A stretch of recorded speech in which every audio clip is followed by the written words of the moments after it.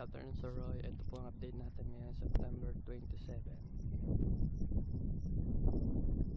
Okay na po yung phone natin. Meron na rin pong kisame sa labas. Hardflex po yung ginamit namin dyan.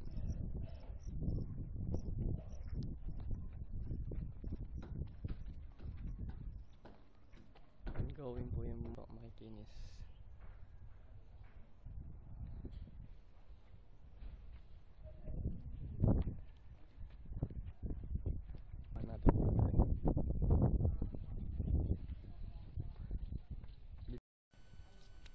Itong side na to, ito po yung office nyo, labas ng office.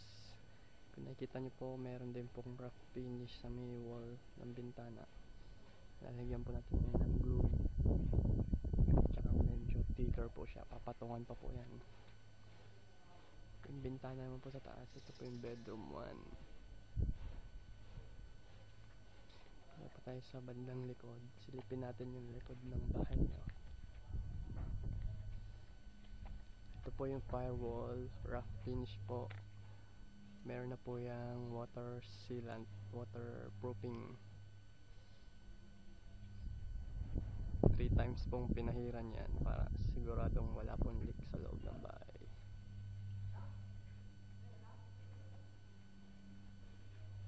Punta tayo sa harap. Ito po yung view natin.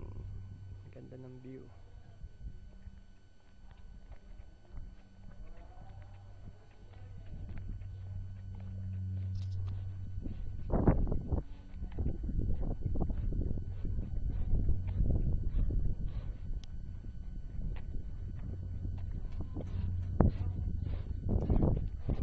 Septic tank natin, medyo malalim siya.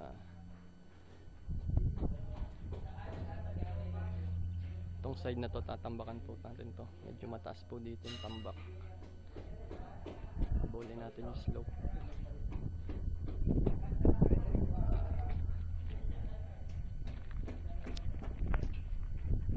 Ito yung garahe natin. Kasya po dalawa dito, dalawang sasakyan.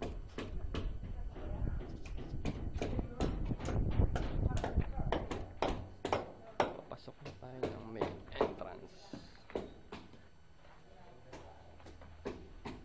Dito meron din po tayong hagdanan dito pababa, papuntang gate, tsaka isang papuntang garahe steps.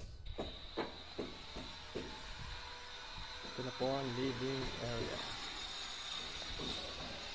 Dito meron tayong salamin malaki.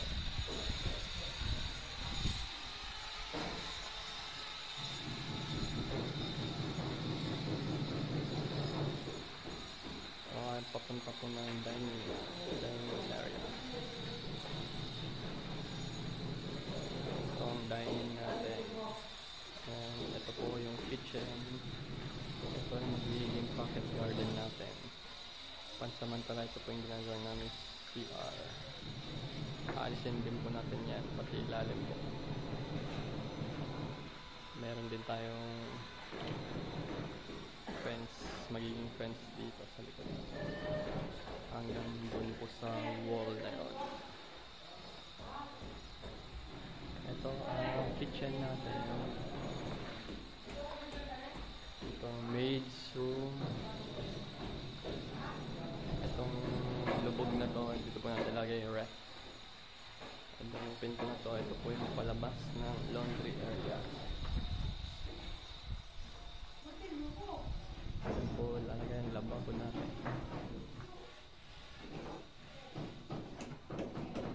Papuntang garahe. Garden na rin po, may mga grass din tayo dito sa side. Ito ang bintana ng CR ng maid's room. Pasok pa diba? Ang maid's room, may bintana siya.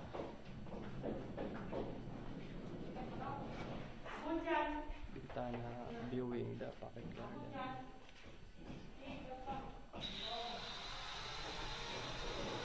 Ito ang CR ng maid's.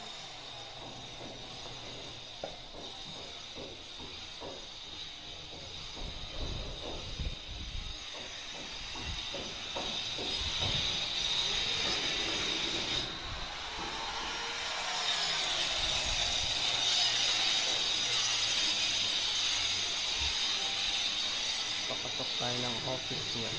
Office.